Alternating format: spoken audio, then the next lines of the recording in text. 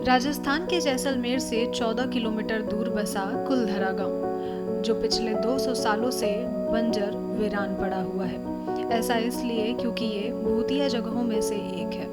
खबरों की माने तो इस गांव को साल 1300 में पालीवाल ब्राह्मण समाज ने सरस्वती नदी के किनारे बसाया था। एक समय में इस गांव में काफी हलचल हुआ करती थी, लेकिन आज ऐसी स्थिति है कि यहाँ कोई इंसान नहीं आना चाहता। लगभग 200 सालों से ये जगह वीरान पड़ा हुआ है। ऐसे में आइए जाने कि आखिर इस गांव को क्यों भूतिया जगह कहा जाता है।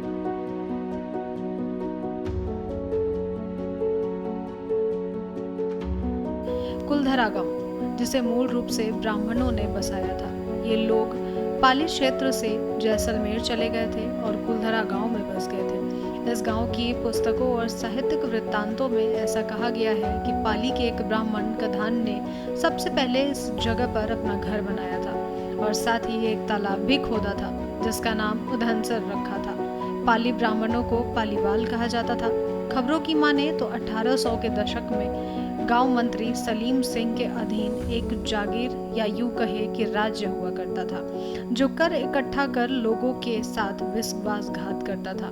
कर की वजह से यहाँ के लोग बहुत परेशान रहते थे। ऐसा कहा जाता है कि सलीम सिंह को ग्राम प्रधान की बेटी काफी पसंद थी और गांव वालों को इस पर धमकी दे डाली कि अगर उन्होंने इस बात का विरोध करने की कोशिश की या रास्ते में आए तो वह और कर वसूल करने लगेगा।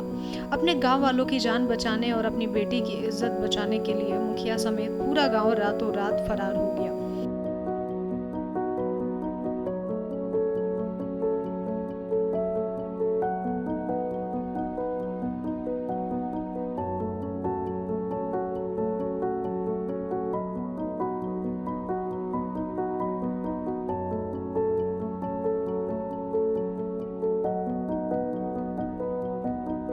गांव वाले गांव को वीरान छोड़कर किसी दूसरी जगह पर चले गए। ऐसा कहा जाता है कि गांव वालों ने जाते समय यह श्राप दिया कि यहाँ आने वाले दिनों में कोई नहीं रह पाएगा, जिसके बाद से ये गांव आज तक नहीं बस पाया।